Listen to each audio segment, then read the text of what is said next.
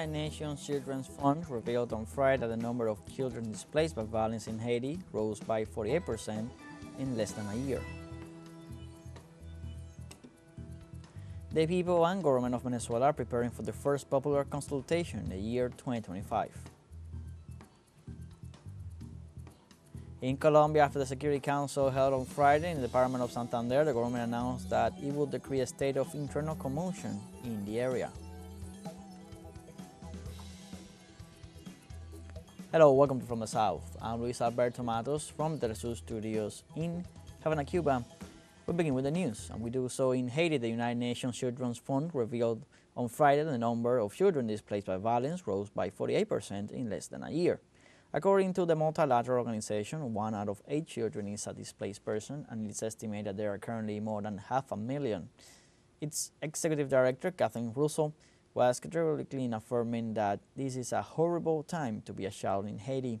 In addition to all the realities they face, displaced people in a country in the midst of several crises, children without homes, schools, food or medicine are also victims of sexual abuse. In this context, during the same period, 186 rapes were reported, 173 of them against minors.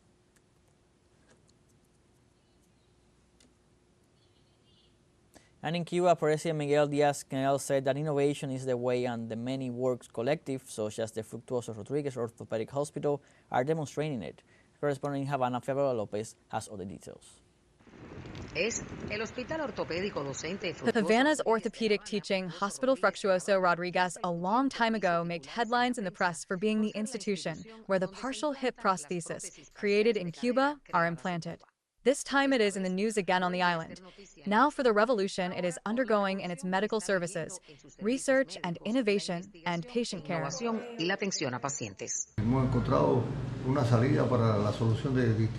We have found a way to solve different problems that, due to the country's needs, could not be solved this year. I don't know if it will be solved in 2025, but I don't think so either. What is happening? Each hospitalization room was estimated to cost between 4, 5, and 6 million pesos to repair, but there are 6 rooms. We already have 3 rooms repaired, and we are finishing the 4th one free of charge with an exceptional quality.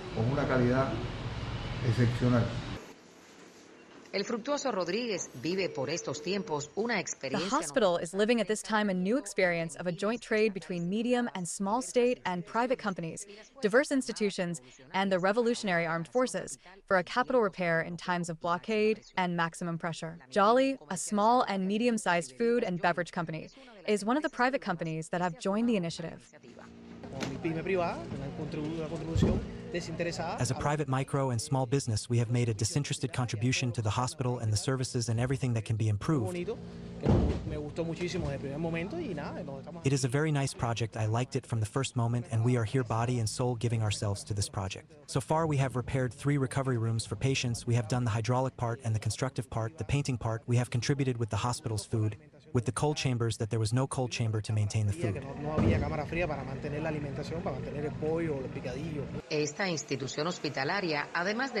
This hospital institution, in addition to being a development and innovation unit, intends to become an international research center. They recently received a donation from the studio of Cuban troubadour Silvio Rodriguez, which included high-definition cameras and connectivity equipment for live transmission.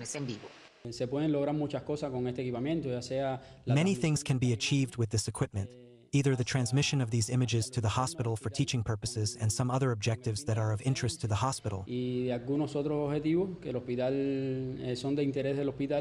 as well as international video conferences or making the streaming of these videos internationally, because there are cases that are interesting and it was necessary not only for Cuba but for the rest of the world. Among the personalities who have joined the hospital remodeling project is musician Elito Reve, who donated the funding for the epoxy resin needed for surgical areas.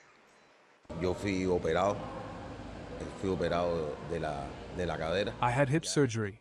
I feel very well and I am recovering. El hospital necesitaba una donación para la sala. The hospital needed a donation for the operating room, and Elito Reve donated the money that was needed for the room to recover the Fructuoso room, and many patients have already been operated. Ese dinero que hacía falta para la sala, para recuperar la sala de Fructuoso, y bueno, ya se han operado. And I feel very happy with this help that I gave for the hospital and for my country. Me siento muy contento con esta ayuda que yo di para el hospital y para mi país.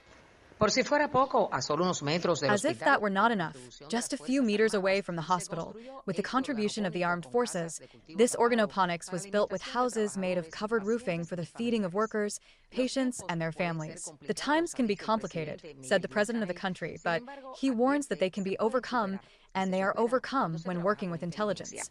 Fabiola Lopez, teleSUR, Lava. And the people and government of Venezuela are preparing for the first consultation to be held this year, 2025. In this context, the Ministry of Popular Power for the Communes held a working meeting to finalize details of the electoral schedule. According to the national authorities, the first popular consultation is scheduled for next February 2nd. The Venezuelan authorities pointed out during the meeting that a work process has been generated, consulted by the popular bases, where assemblies were initiated in all the communal circuits and communes. In this sense, they indicated that in the next few days, they will begin with the electoral campaign and will install tables to prepare for the date.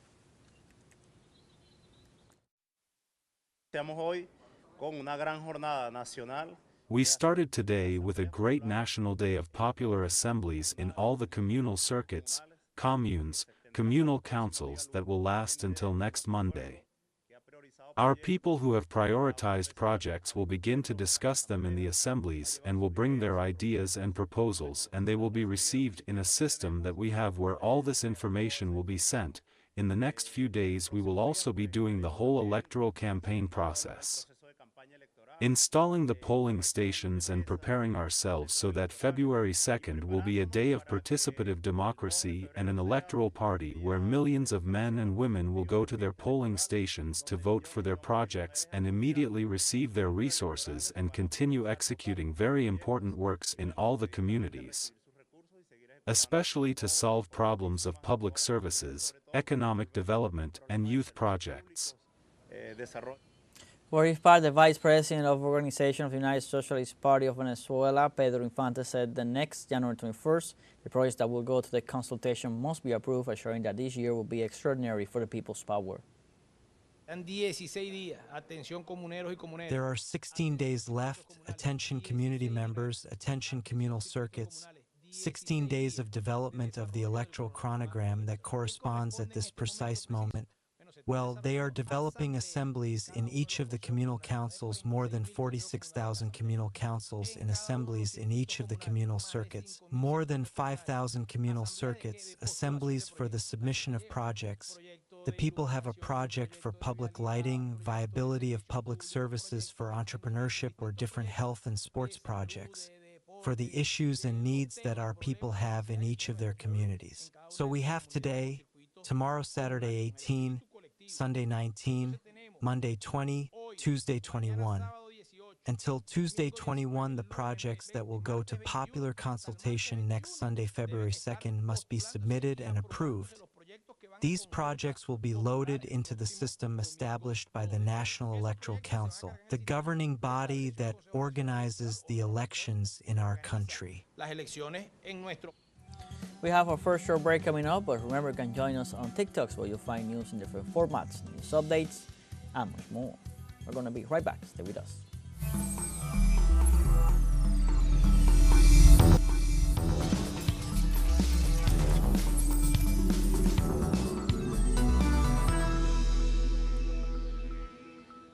Welcome back. In Guatemala, the government of Bernardo Arevalo is promoting a new attempt to establish a water law, which is considered by Farmers Development Committee as a maneuver to privatize the country's water. Let's see. These territorial coordinators of the Peasant Development Committee are promoting a campaign to alert the communities about what they consider an attempt by the state to privatize water in Guatemala.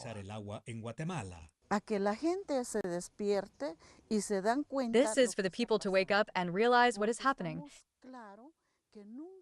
because we are clear that the people of Guatemala are never consulted, Decisions are always made from the practice of the state. La práctica del Estado. In August 2024, the president formed the specific water cabinet, responsible for proposing a water law in Guatemala to be presented to the legislature in 2025.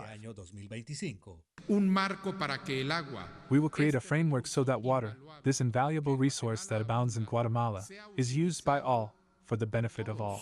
En beneficio de todos. Human rights advocates warn that the state's proposal would seek to secure water for industries that have historically monopolized more than 70% of water sources without paying for it. It is a failed and corrupt state, because everything it does is for the benefit of the powerful, and it is to take advantage of the people's goods. It is a robbery. It is a plundering of the wealth of the people. Over the last 40 years, more than 20 water bills have been introduced in the legislature, some of which include penalties and permits for indigenous communities for using water. None have prospered. Y solo dos cuentan con un dictamen. And only two have an opinion, and that is rodent food in some archives of the Congress of the Republic. En algunos archivos del Congreso de la República. Esa es la realidad. This is the legislative or legal reality on the water issue. Sobre el tema del agua. In this situation, the Peasant Development Committee suggests a National Constituent Assembly to draft a new constitution where water is managed and cared for by the native communities, as they have done historically. Santiago Botón, teleSUR, Guatemala.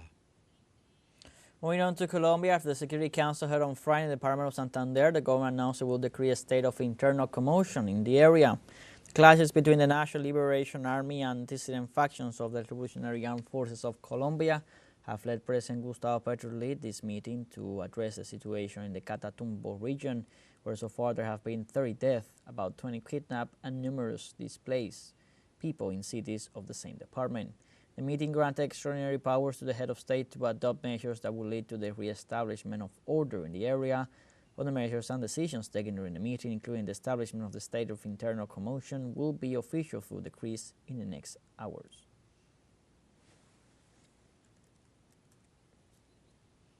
In this context, Venezuela received displaced Colombians after clashes between the ELN and dissidents of the FARC's 33rd Front in Catatumbo, north of Santander. The Venezuelan government expressed its solidarity with the people of Colombia and activated a mechanism to receive and assist those displaced by the violence of paramilitary armed groups. According to official information, the latest clashes left at least 30 civilians dead, 20 kidnapped, and dozens wounded.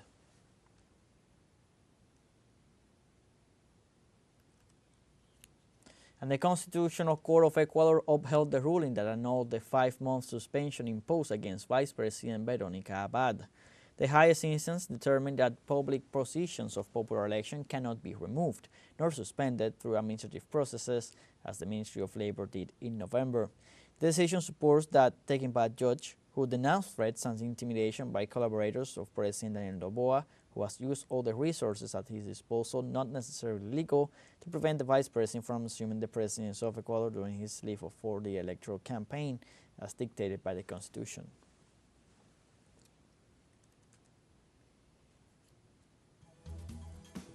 We now have a second short break coming up, but before we invite you to join us on our YouTube channel at teleSUR English, you'll find interviews, stories, special broadcastings, and much more. Hit the subscribe button and activate the notification bell to stay up to date on the world's most recent events. Final short break, don't go away.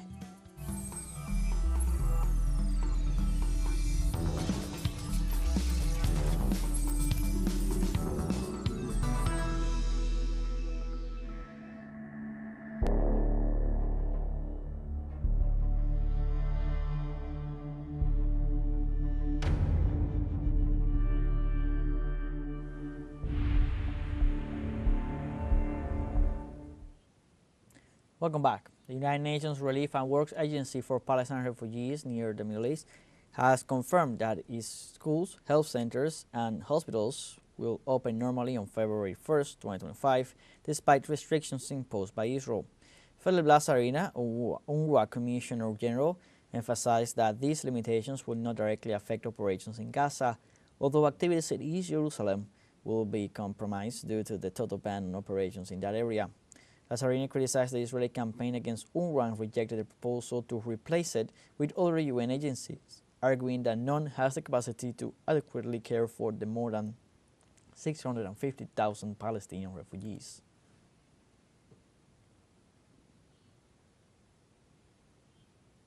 And the Israeli occupation forces carried out 3 massacres in the Gaza Strip during the last 24 hours, killing at least 23 Palestinians. Health authorities added that Israeli actions left more than 80 wounded. Authorities warned that both figures could be even higher, since many of the victims remain trapped under rubble. Occupation forces continue to hinder the movement of ambulances and civil defense teams. According to most recent health report, at least 46,899 Palestinians have been killed and another 110,725 injured since October 2023.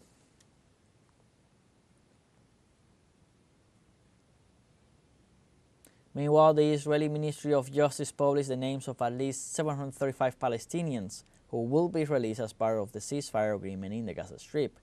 The communique detailed that the release includes 230 Palestinians sentenced to life imprisonment, several of them locked up for decades. Tel Aviv plans to release about 1,167 Gazan residents captured in the midst of the attacks of October 7, 2023. In addition, as part of the truce reached, it plans to increase the amount of humanitarian aid to assist the population that remains in Palestine.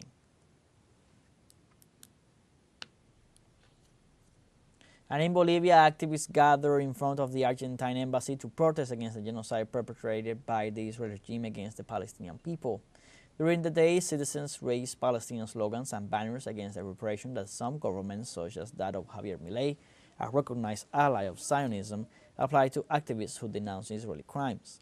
In this sense, the protest showed its support to trade union leader Alejandro Bodar, who was arrested and sentenced to serve 6 months in prison in Argentina for showing solidarity with the Palestinian cause.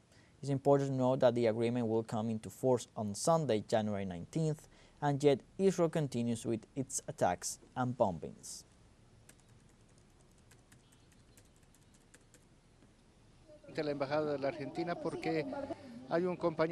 We are in front of the embassy of Argentina because there is a comrade militant who has been taken prisoner for 6 months in jail. It is unjust, so we are protesting against these colonialist policies that some presidents have in South America.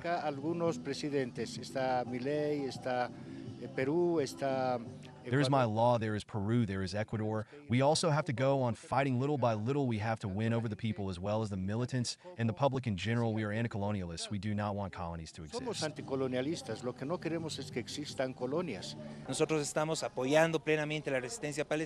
We are in full support of the Palestinian resistance and condemn the genocidal acts of Israel.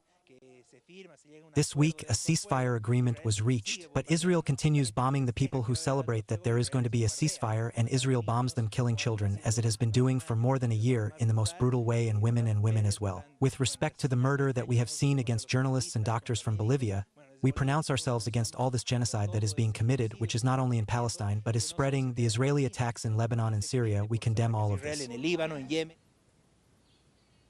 And Russian authorities banned the import of livestock products from the European Union and their transit through its territory due to a foot and mouth disease outbreak in Germany.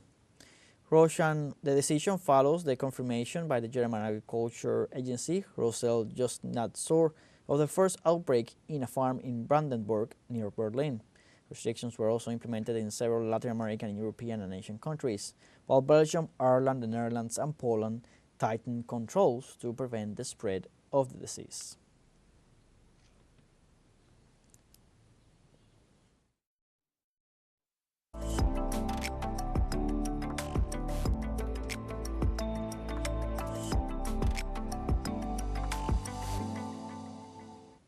And the New Year Festival in Beijing highlighted the interpretation of El Alma Llanera, an emblematic work of Venezuelan music. The show was in charge of the colonels of the National Bolivarian Armed Forces of Venezuela, Rubel Bogari Morielo and Edward Sarmiento Paz, students of the 48th course of the International College of Defense and Strategy of the Peoples of the Republic of China. The event held at the National Defense University brought together family members and authorities who enjoyed this musical piece considered a popular hymn in Venezuela. The performance, which included dance and music, highlighted the patriotic pride and the cultural importance of the Alma Llanera, recognized as an asset of cultural interest in Venezuela since 2014. Well, like this, we have come to the end of this news brief. You can find these and many more stories on our website at telesurenglish.net. So join us on our social medias on Facebook, X, Instagram, Telegram, and TikTok. For TeleSUR English, I'm Luis Alberto Matos. Thanks for watching.